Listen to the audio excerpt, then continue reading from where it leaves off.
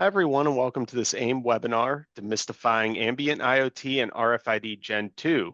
We're excited to have everyone here as we explore how these cutting-edge technologies are transforming industries and paving the way for smarter, more efficient operations. Before we get started, there are a few housekeeping notes I will be reviewing. First, it's the policy of AIM to conduct its operations in strict compliance with the antitrust laws. No AIM activities like this webinar shall create even the appearance of a violation of the letter or spirit of the antitrust laws. Then AIM's collaboration and work product policy. This states that committee meetings or webinars like today are held for the primary purpose of advancements in our industry, which necessarily involves development of work product intended solely for the public domain. AIM's developed this policy for the protection of its members who engage in this important collaborative effort. A few more notes. You will notice that you are muted throughout the presentation, but we do want your participation. At any time, send questions to us via the Q&A option that should be located at the bottom of the application screen. We'll get to as many questions as possible in the last minutes of the webinar. Also, if you did register for this session, you will be notified when the recording is available via YouTube. I'm pleased today to be joined by two industry experts to discuss these interesting technologies. Scott Austin, the director of Zugang Technology Connections, who's been chair of several AIM industry groups and is an industry recognized expert in RFID and blockchain traceability. Also with us today is Steve Statler, Chief Marketing Officer at Wiliot. Steve is an expert of our IoT technologies and has a history of working in the Beacon ecosystem. You can get more information from Steve during his award-winning Mr. Beacon Ambient IoT podcast, which is on YouTube and all podcast platforms, and his book, Beacon Technologies, The Hitchhiker's Guide to the Beacosystem, which I'll link to the chat. Welcome, Scott and Steve. Well, thanks, Mike. It's a real pleasure to be with you both today, and thanks to the folks that have joined. Likewise. So Steve, good. Cheers. I'll start with you. What is Ambient IoT? Well, Ambient IoT is in many ways a second run at delivering on the original vision of the Internet of Things, which was very ambitious and expansive, end-to-end visibility of every single thing. And the term itself is really derived from ambient computing, which has been a thing for decades now and really refers to computing elements that are embedded in the infrastructure around us. But it's taken a life of its own. And even though my company, Wiliot, has really embraced this growing marketplace ecosystem, the name Ambient IoT came from the standards organizations that are busy working on delivering on this original vision, which is basically tags on everything read by all of the radios that surround us. So ambient meaning things that surround us. And so not just the things that you're tracking, but leveraging the reality of today, which we're surrounded by radios, Bluetooth radios, cellular radios, Wi-Fi radios, all sorts of other radios. And when IoT started, and it's been around for decades now, the original pioneers that have really done the hard work of getting adoption, and it's really starting to take off with billions of tags in apparel, in the apparel market, for instance. They ended up developing very specialized, fairly expensive readers that would meet the extremely high bar that was set for a new technology. And now this is starting to take off. What we're seeing is lots of other radio standards bodies are taking an interest. And so now the Bluetooth SIG, the IEEE with the Wi-Fi standard 802.11bp, and the cellular standards body 3GPP, they're developing something that will be part of 5G Advanced in a part of the standard called Release 19.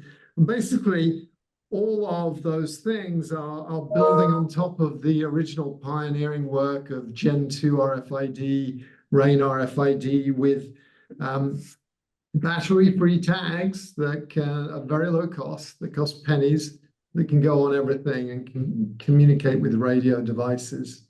So, now that the principles of auto ID and RFID have been established. A lot's happened in the industry. A lot of things have happened, like cloud computing has become really well established, and there are much more of these radios around. And so Ambient IoT is using those developments to bring down the cost of infrastructure and introduce visibility that goes beyond that which you get from people with handheld readers and a few choke points, to basically having this omniscient view. Imagine turning on God mode and you can see everything everywhere all at once, to borrow the title of last year's Oscar film winner. So that is kind of my rather rambling explanation of what Ambient IoT is, and we'll get into more of the specifics and do a bit of a compare and contrast later on in the session. Great, Steve. Thank you for that. And sticking with you, because I'd like you to give us an idea of what exactly is battery-free Bluetooth Wiliot technology. Well, we developed this technology starting about 8 years ago, and it essentially builds on the manufacturing techniques which have been pioneered as part of RAIN RFID to produce tags which are radio frequency identifiers. And they look almost identical to regular RFID. I've got one of these things in my fingers. I'll hold it up to the camera so you can see the underbelly just about. So you can see there's an antenna there. It doesn't look quite like what you would see in a typical Gen 2 RFID tag. It's got 3 antennas. One harvests energy at 915 megahertz, so the same frequency that RFID uses in a lot of parts of the world. And the other 2 are Bluetooth antennas. So these tags talk to regular Bluetooth devices, phones, the Bluetooth radios in Wi-Fi access points, and even the Bluetooth radios in doorbells and smart speakers. You can also buy low-cost Bluetooth devices that can energize and read them that cost of the order of $50. This one costs $36. And this is made by a different manufacturer, and it costs a little more but has better range. This is another device that can clip on the back of a Samsung phone and gives it extra battery life. And the tags are made in their millions. They're a little more expensive than RFID. I say a little more. They're probably 2 or 3 times the price with the current generation of technology. But of course, the infrastructure is lower cost. And these tags, we're making them, we made roughly 100 million of them last year. And they're being deployed to track high-value assets. So pallets, rolling cages, or more premium products like televisions, exercycles, the kind of things that you order online. And you'll be annoyed if they come on the wrong day. And so the online retailers are using our tags to track them and make sure they get loaded on the right truck for delivery. The thing that is different to regular RFID is beyond the fact that it uses Bluetooth, and we've got this forthcoming set of standards that will support something similar in the Wi-Fi and the cellular bands, is that these are actually active radios. So the mass-produced billions of tags that are made by companies like Avery Dennison that go on apparel are passive, which means they don't need FCC certification. Our Ambient IoT tags, even though they look like they're passive tags and they do not have a battery, they actually have to be certified by the FCC here in the States, the Federal Communications Commission, who considers them to be active. And what makes them active is they've got a tiny capacitor. And that tiny capacitor allows them to harvest energy from weak signals, weaker signals than an RFID device would normally require.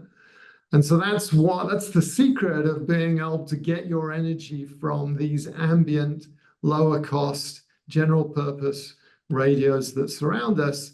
And what they do is they accumulate the energy over time. And time may be half a second or it may be 30 seconds. But if you think about going to a water park, it's hot out here in the States and in Europe at the moment. So people are going to water parks and they have these buckets that gradually fill up with water. And when they're full, they flip over and there's a wave of water that goes out. Well, the capacitors in these tags work in a similar way. They gradually fill up with energy. And then when they get to a level that's required to broadcast 10 or 20 meters, they send out a signal. And that's really the secret behind getting regular radios to provide the energy and the communications that can talk to things that look like the tried, true, and tested Gen 2 RFID tags that have been around for a few decades now. Great, thank you for that, Steve. Scott, could you give us an idea of what RFID Gen 2 is?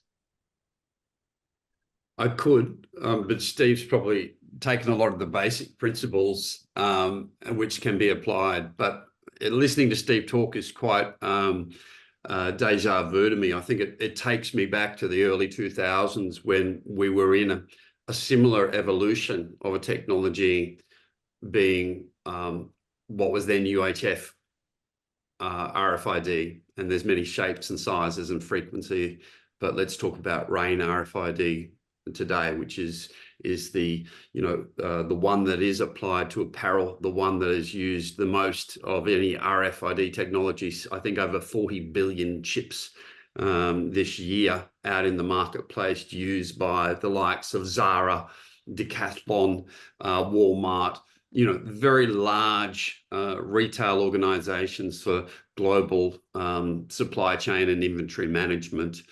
RFID is what we call a passive technology. Essentially, it gets its powered from the RF signal that is output from a reader that charges the tag and enables it to communicate instantly. From that perspective, the technology has grown.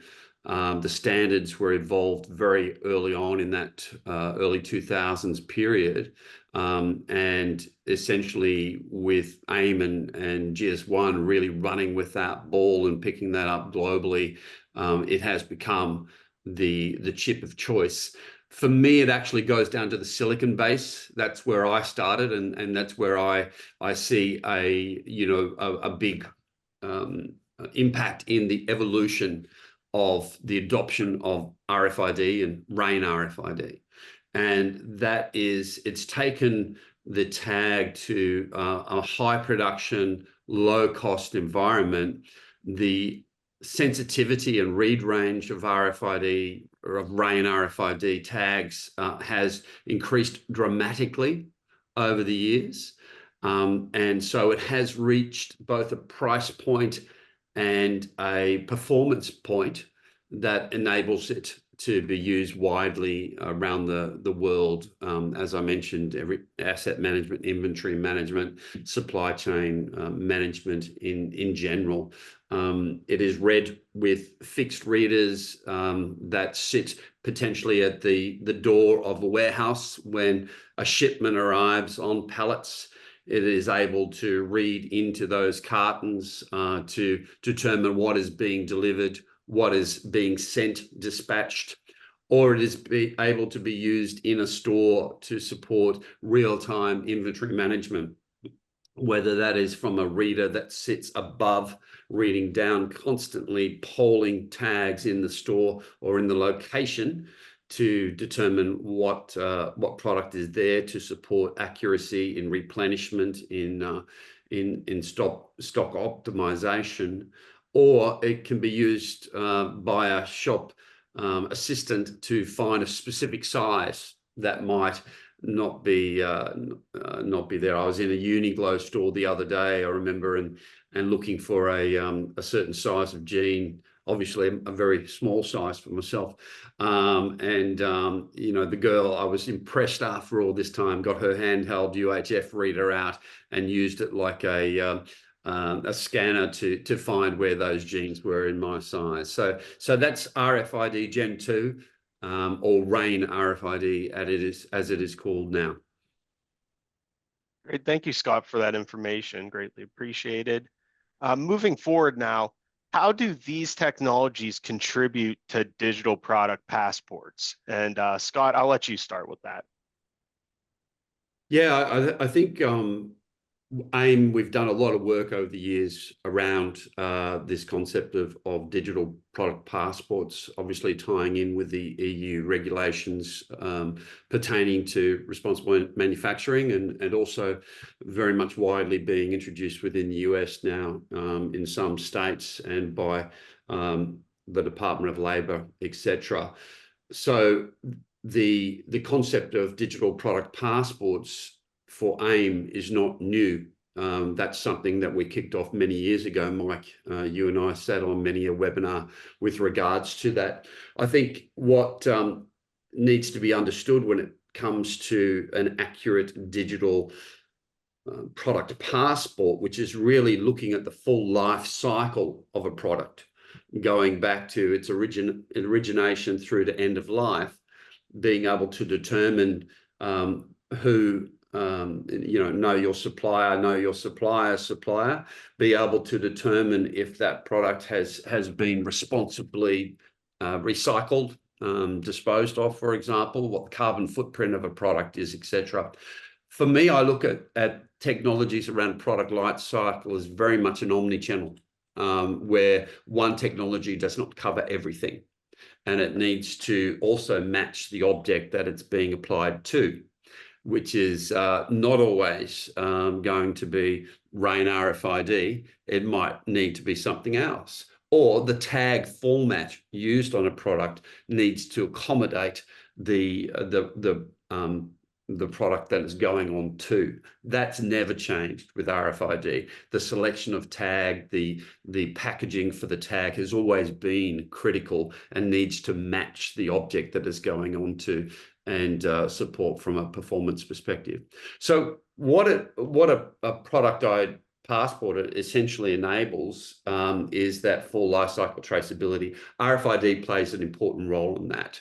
And I think that is really about low cost traceability throughout that supply chain. But I also believe that blockchain plays a very important part of that. And I also believe that Ambient IoT in the future will play a very important part of that as well, particularly because of some of the infrastructure pieces that Steve spoke to. You know, deploying RFID is not always practical, affordable, at scale across an entire supply chain. So I think that's where the omnichannel approach to product passport and identification of products in that life cycle are really critical. I like the way Scott has described that, and I agree. And the way I see these technologies are that they are different tools. RFID's been around longer. The tags are lower cost. The infrastructure is more expensive. It's kind of as simple as that. Ambient IoT, there are a bunch of differences. We'll go into more of them later. But essentially, the tags are more expensive. The infrastructure is cheaper. And so you have this interesting matrix that if you want to cover a lot of locations, you can use Ambient IoT with higher value items. If there's a smaller number of checkpoints or choke points or scan points, and the value of the item is lower, then really RFID is your best choice. And then, you know, if you've got a large number of locations and it's a very low cost device, then maybe you're going to use barcodes and QR codes.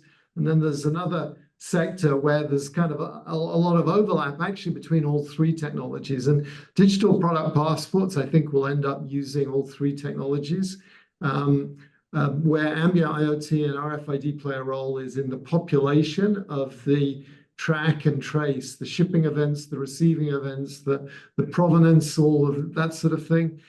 Ambient IoT, by default, all of the tags are temperature measurements. So in the case of food or medicine, then you can add that temperature over time indicator at a pretty low cost to a digital product passport. But if you've already got the infrastructure, or you fall in the right place in that quadrant, you'll want to use RFID. And then you have a different set of criteria for how do I actually access the information in the digital product passport? And that's where very low-cost barcodes can be useful, but also Ambient IoT. There can be a Bluetooth tag associated with the product, either directly on the packaging or even handed off into an electronic shelf label. And then you can see the digital product passport in a virtual sense, and you can see the multimedia and all the history of that. But I'm super excited by DPP.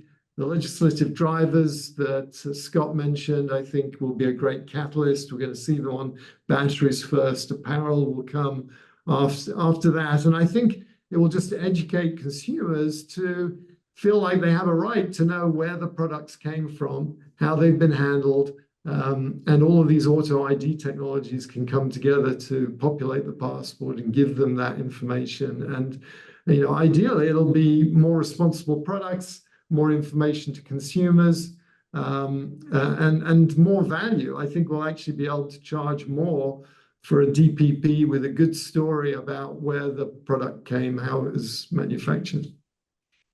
Yeah, it's also telling the story on, responsible sustainability initiatives, carbon footprint, anti-slavery compliance, and things like that. Steve, I'm interested though. Am I correct to say there's hardware now that's coming out in the market that is both RAIN, RFID, and catering for ambient? Yeah, I mean, we're kind of getting into the next question a little bit, but yeah, that's true. And I mean, there's a lot of parallels between these technologies. This morning we did a version of this with Jeannie Duckett from Avery Dennison. Avery Dennison are actually an investor in my company, Wiliot. They made the first of our second generation, our V2 Ambient IoT tags were actually manufactured by Avery Dennison using a lot of the same tag assembly machines that we used for making Gen 2 RFID. We work with a number of the companies that make the RFID edge devices, the SATOs and the Zebras. And so, you're seeing printers that were originally designed for Gen 2 RFID that are being retrofitted to work with Ambient IoT. We can harvest energy from an existing phase array or tunnel. So I guess you could think of them as cousins with a lot of the same DNA. And one of the important messages I think in gatherings like this is if you have invested the time to get to know Gen 2 RFID, then you're probably several laps ahead in the race to be in a position to start to leverage Ambient IoT. If you understand what a GS1 serial GTIN is, then that same auto ID, the serialization methodologies and standards, they apply consistently. If you have got the sense that you need different antenna designs for different materials, well, it's the same with Ambient IoT. We have tags for plastic and tags for cardboard. And if you've got a basic understanding of RF, the radio frequencies and the impact of water-based products and metal products, all of that stuff is the same. And there's new aspects. What some of the differences are, these tags tend not to be read with handheld readers. Yeah, you can use a phone, you can use a smart speaker, but because they are active, they're constantly broadcasting, and in many more situations than a Gen 2 RFID tag would be. And so even though the re-rate is a little bit slower, it's still pretty fast, but it is slower. You can start to get a picture of assets moving around over time. And so what you tend to do is use infrastructure, devices like these at dock doors, and you, rather than taking a snapshot of the asset, you start to track the movement of the asset, and you can then extrapolate where its path of travel is. And even when it starts to get obscured because there's, I don't know, some meat or some other water-based product in the way, you can start to use the cloud to understand more about what's happening. So there's a lot of similarities. There are overlaps in tag construction, in the devices that are used for reading it, the standards they use to encode the data. But there's just a slightly different mindset because you're getting these constant broadcasts. And so it tends to, we tend to sell it based on a higher levels of automation. We talk about no labor tracking, and you can put one of these inside of a receiving area in a fast food place, for instance, and you basically just read all of the boxes that come in the back door. And so there are kind of use cases like that, which are the focus for this technology. Great, thank you for that. So I think now we moved ahead a little bit there, and we talked a lot about the similarities and the differences. So I kind of want to move forward and talk a little more about the power requirements. So how do the power requirements of battery-free Bluetooth Wiliot devices compare to those of RFID Gen 2 tags? And Steve, I'll start with you.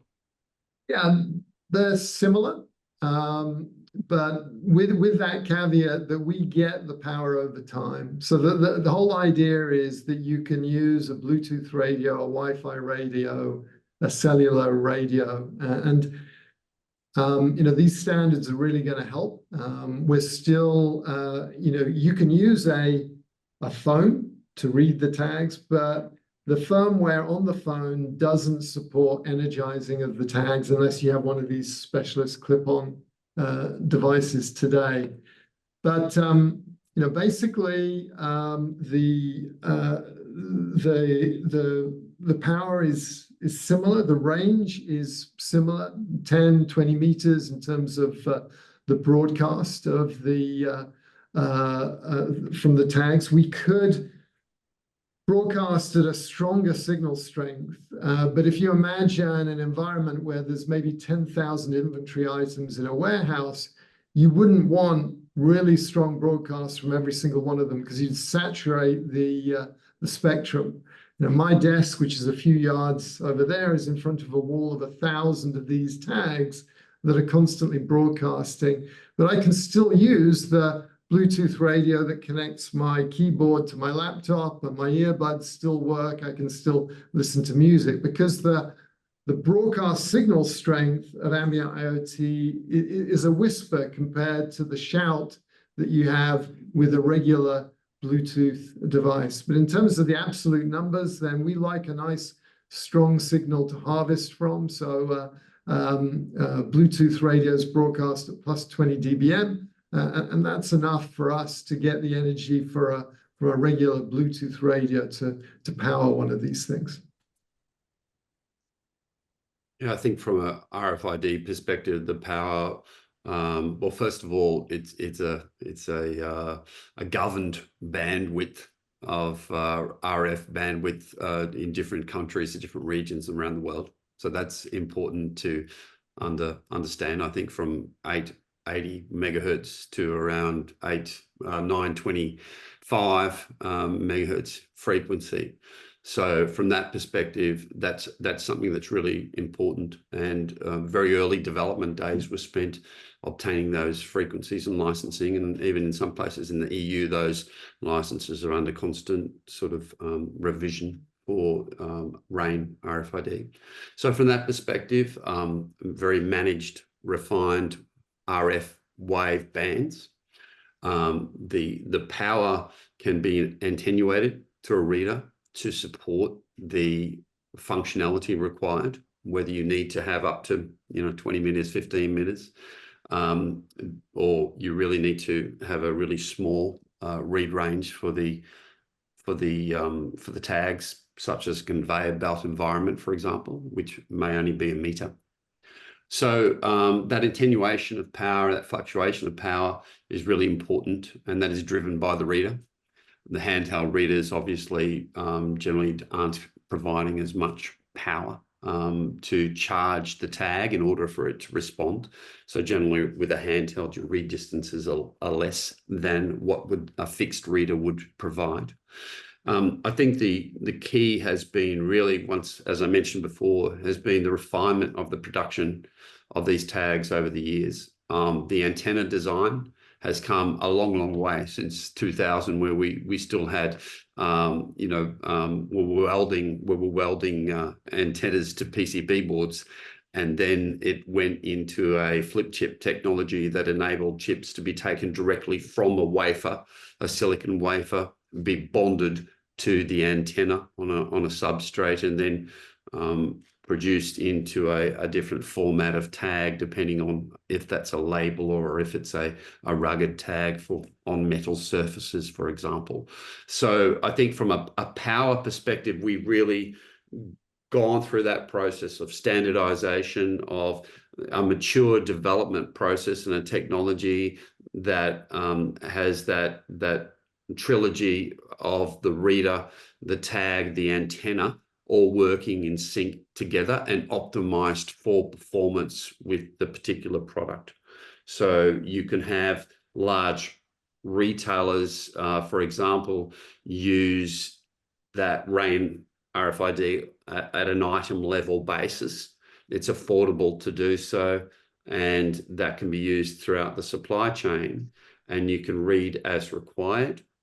And I suppose that's the complementary side of the two technologies coming into play, where Ambient maybe for those higher value items, such as the pallet itself, or other more expensive objects where you want to constantly know where they are and manage those accordingly. Great. And what do you see as the growth trajectory of these technologies? And Scott, I'll start with you to discuss a little bit about the growth of RFID. Well, look, I think RFID has always followed this waxing and waning growth curve. And once again, it comes back to the silicon. In the last few years since COVID, RFID was at max. Production of RFID silicon was fully maximized across the world. We saw silicon throughout that whole COVID period being much in demand, which again went against all of our thoughts on what lower that sort of period would bring from a demand perspective.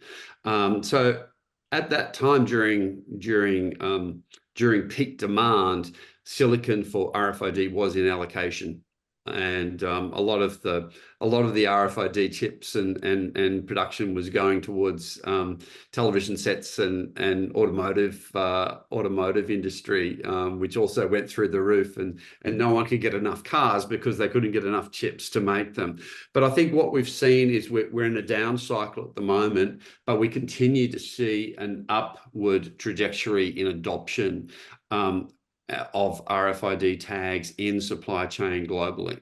So we can expect that, single digit growth to low sort of double digit growth annually for RFID chips in the next few years. And that's really based on adoption for efficiency in the supply chain and trust and transparency of supply chains. So yeah, that would be my forecast on it. Thank you, Scott. I think Steve? I think there's going to be a really healthy growth for Gen 2 RFID. It's a very mature technology. It's really starting to get momentum in certain sectors. I think the Ambient IoT technology that we are working on is younger.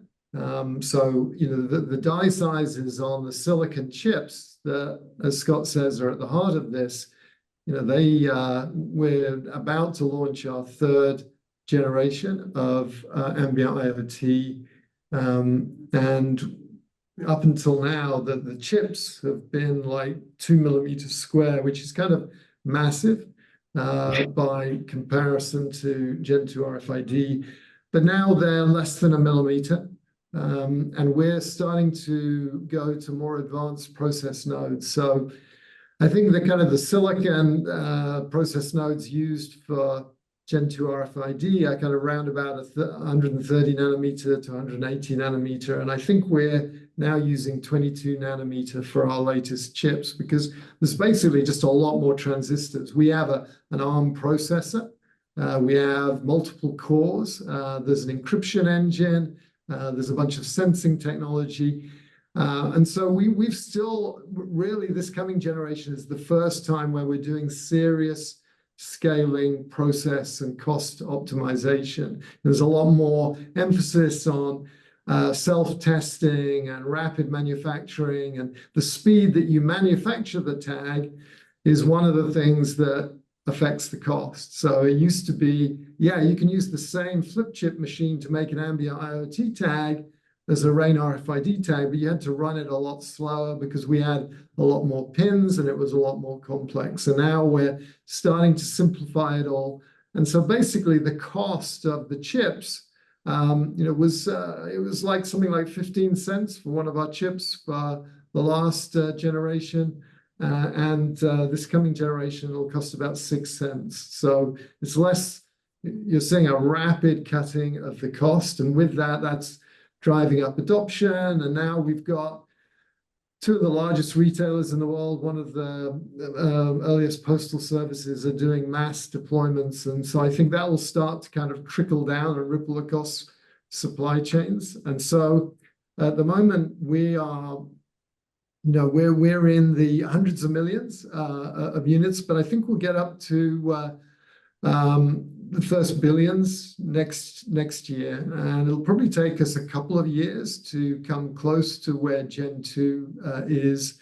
If Gen 2's on a trajectory over the next few years to go from wherever it is at the moment, around about 40 billion to 100 billion, we've got a ways to go to catch up, but I think the ceiling is higher. The Bluetooth SIG, ABI, map out the addressable market for Ambient IoT at 10 trillion units. Now, I think it's going to take us, I don't know, a decade to get anything close to that. And it will also take bringing in the major manufacturers, the vendors that are behind Wi-Fi, the Ciscos, the Arubas, the companies that are behind the cellular standards to basically get into IoT. They've all been standing on the sidelines of IoT for the last couple of decades, and it's going to take just some time for people to learn about the technology, get comfortable with it, for adoption to trickle through. And today, Ambient IoT has a very small number of antennas and tags. If you want a rich set of antennas and tag types, then Gen 2 RFID, they have the on glass, the on metal, the microwavable, and those things haven't come to Ambient IoT.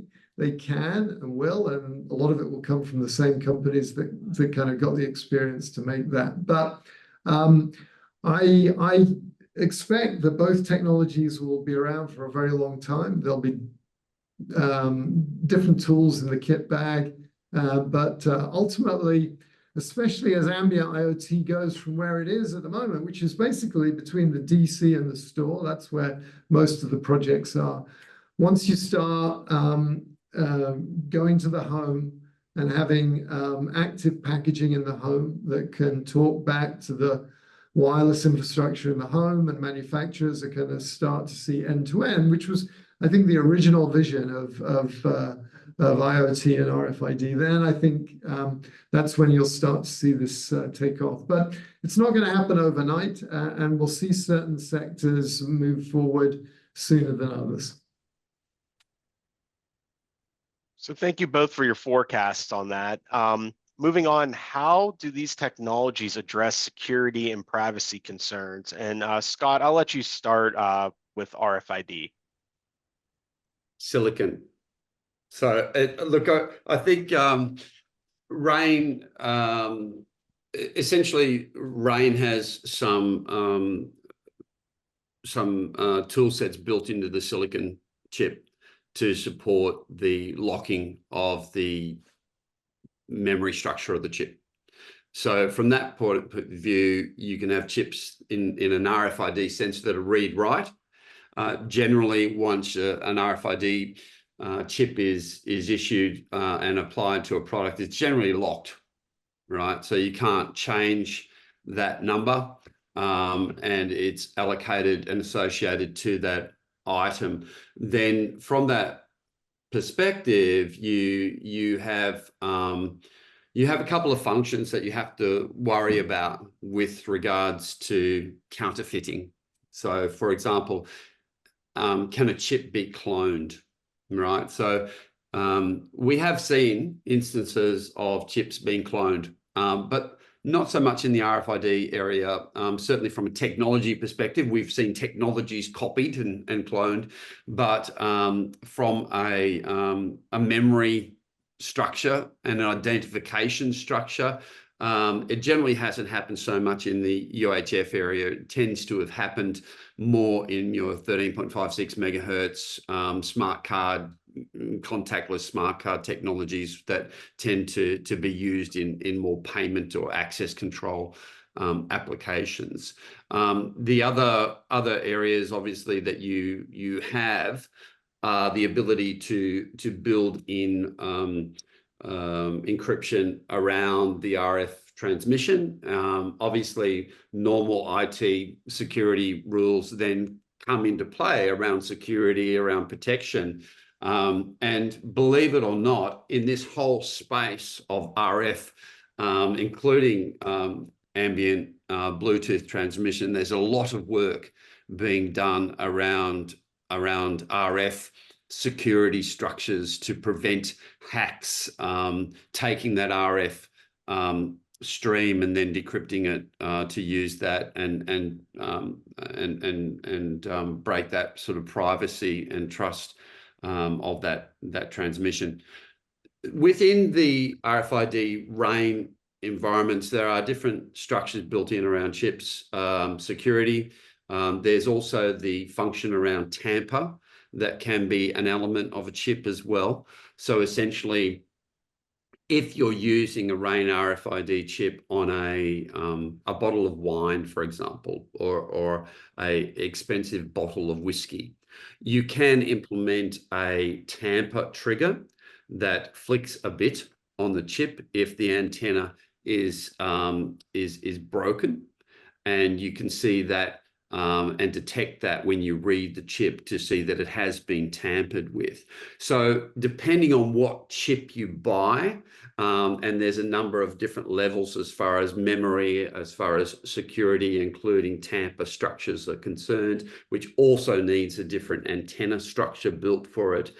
You have those fundamentals of what is now a very mature technology that has been built up over 25 years and now sits as a very mature product range across multiple manufacturers in order for companies to select and utilize the chip that they need.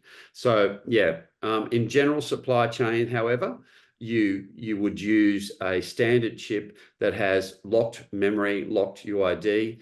It does have the capability to write different sections, such as manufacturing dates, on a product that can be updated in accordance with the GS1 standards. But that's pretty much it.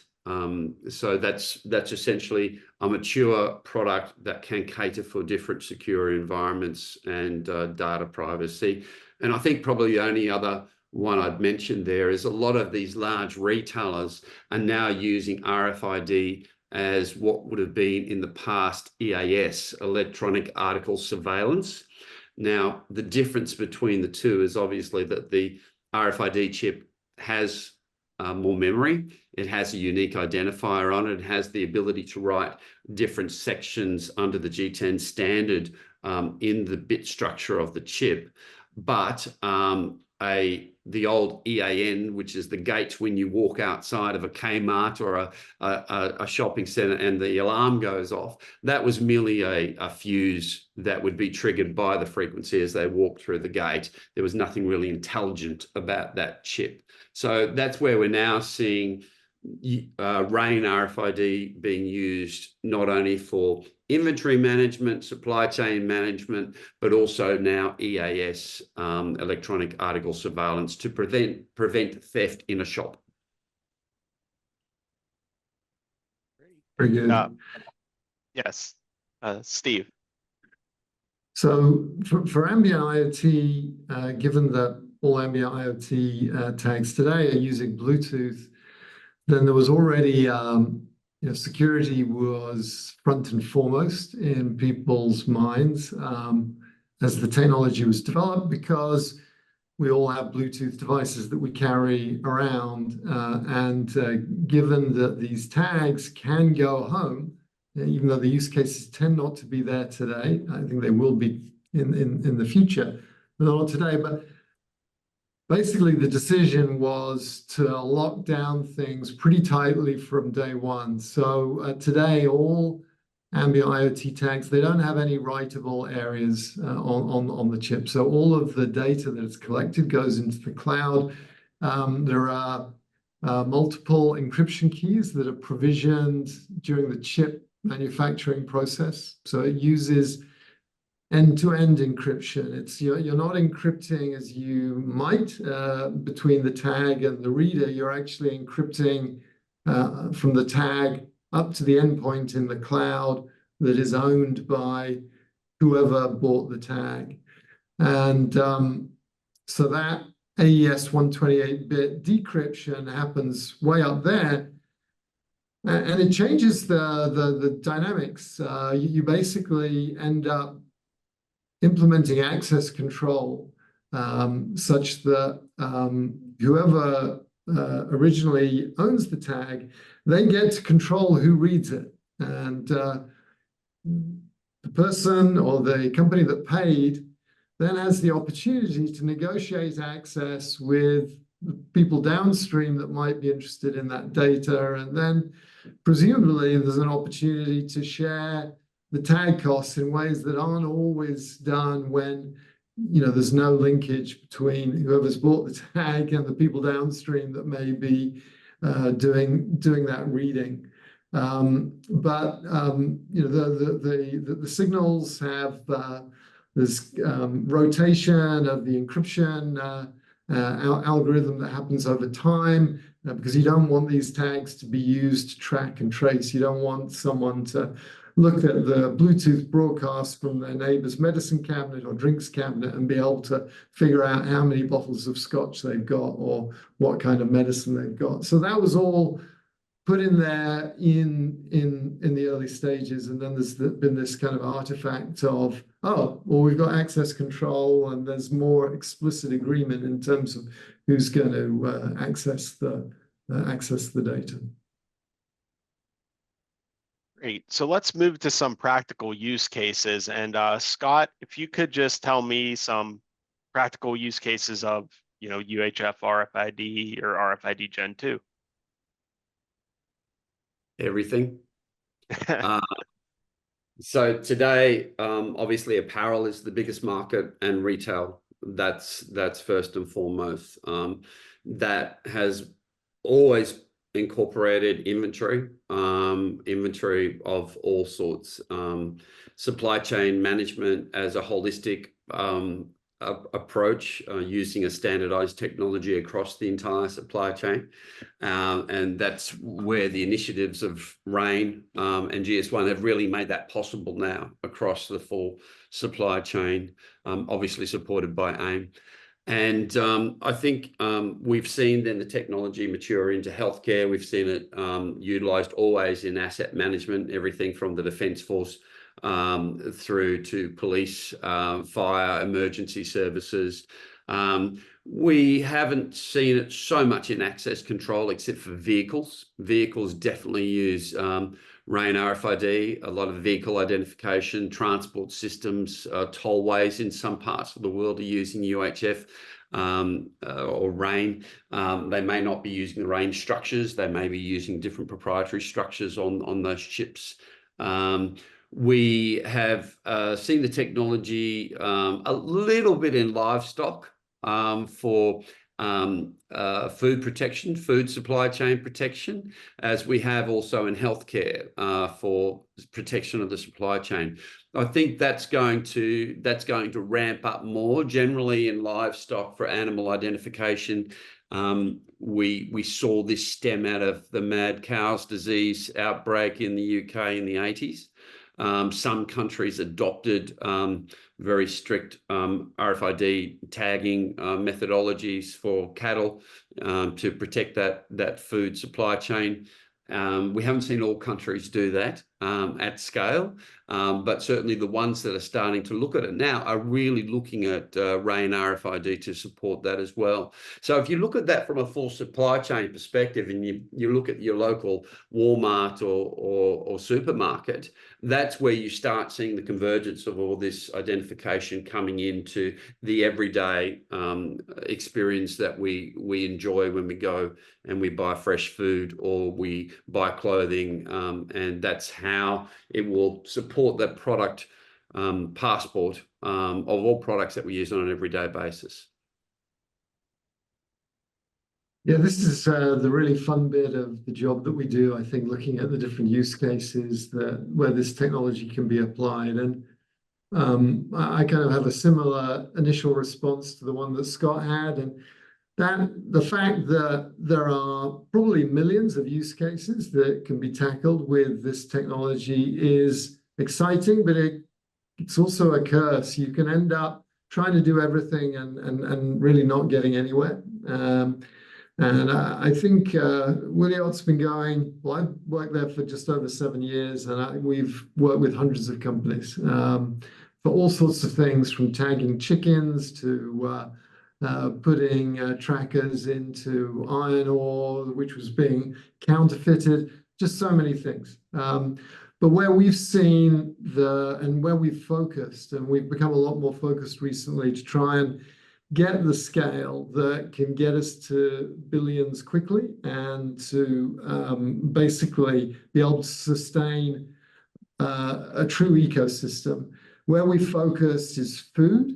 Food's one of the areas. So every single one of these Ambient IoT tags is a temperature sensor. So grocery is a sweet spot. We did a project in Australia tracking tuna from dock to store, and we saw what seemed an incredibly professionally well-run, and it was professionally run supply chain, but the number of temperature excursions you see, the number of handling errors that you see is just incredible. I think there's huge opportunities to optimize, reduce waste, have much better expiry dates on food. I mean, we're basically using an expiry date system that was pioneered by Al Capone.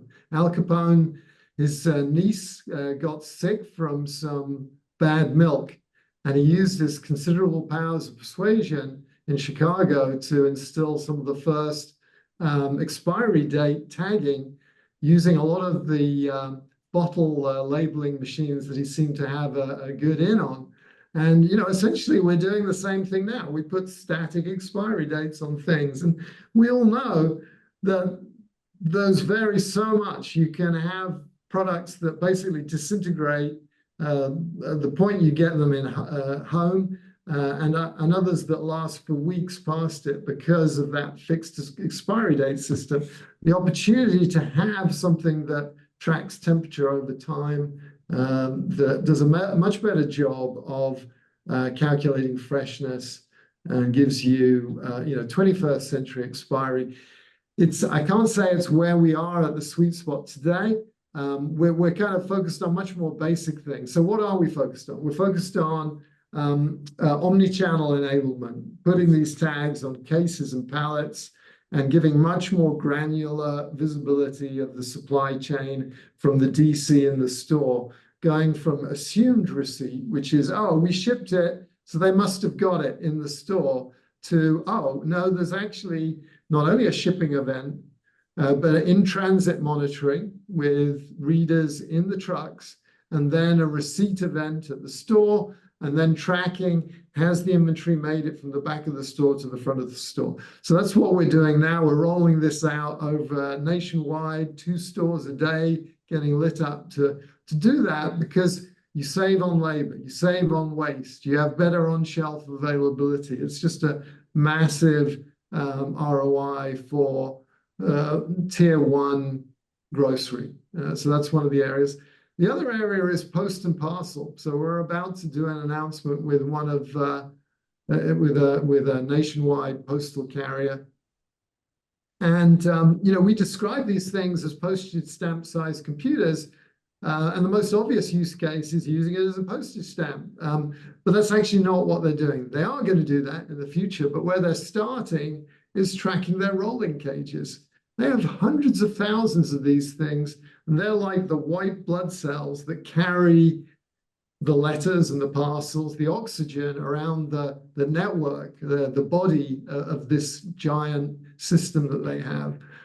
And they went from really not being sure how many rolling cages they had and where they were in the system, to having omniscience of knowing where they all were, and they know whether they've got shortages in one area. And if you start to run out of rolling cages, basically the postal service system stops, and suddenly being able to see, is this truck running full, empty, half full? And when you can do that, you can start to optimize the allocation of vehicles. You can substitute in smaller vehicles when possible. You're starting to save significantly on capital costs of vehicles, on petrol costs, even staffing costs. So these are some of the very kind of practical things that we're working on today. There's much more highfalutin, interesting use cases to come in the future, but that's actually what's driving our business as a matter of fact today. Great. Thank you for that. So I will end on this question, and as I ask this question, I'll also put up Steve and Scott's contact information. So if you have additional thoughts or questions you'd like to ask them, you'll have their contact information to ask them or tell them. And so I asked this to both you, Steve and Scott. What do you see as the future of these technologies, and is there potential for greater interoperability or synergy between these technologies? Do you want to go? I'll take it then, Steve. As I said, I think it's about an omni-channel, and as we go more into a Web3 world and an AI-driven world, we have a whole range of automatic data capture technologies at our disposal. So from that perspective, there's advantages and disadvantages. With all of those technologies, they're also at different stages in their product life cycle. Barcode, 50 years old. RFID, invented in World War II, but really commercialized in the last 25 years to where we have it today, with billions of tags being used as we speak. So I think from that perspective, if we bring that into a product passport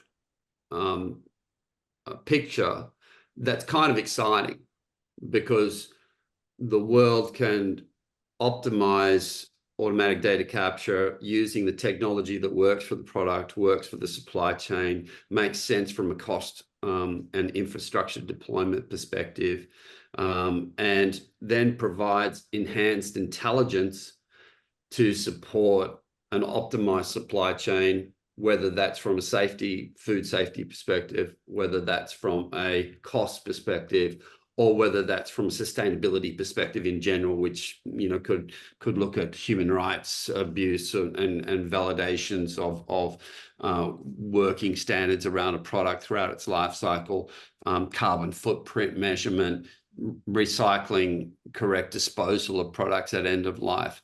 So I think all of those things are kind of exciting for organizations like AIM, for organizations such as Wiliot, and they offer a wonderful opportunity to users out there in automatic data capture.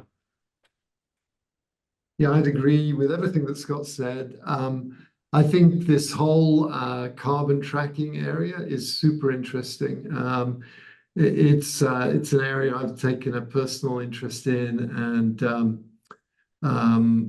we're going to be publishing some articles on it. And I think the opportunity is to go from where we are at the moment, which is carbon reporting, which is on an annual cadence at a company level, to go down to real-time carbon footprint measurement, which is at an item level.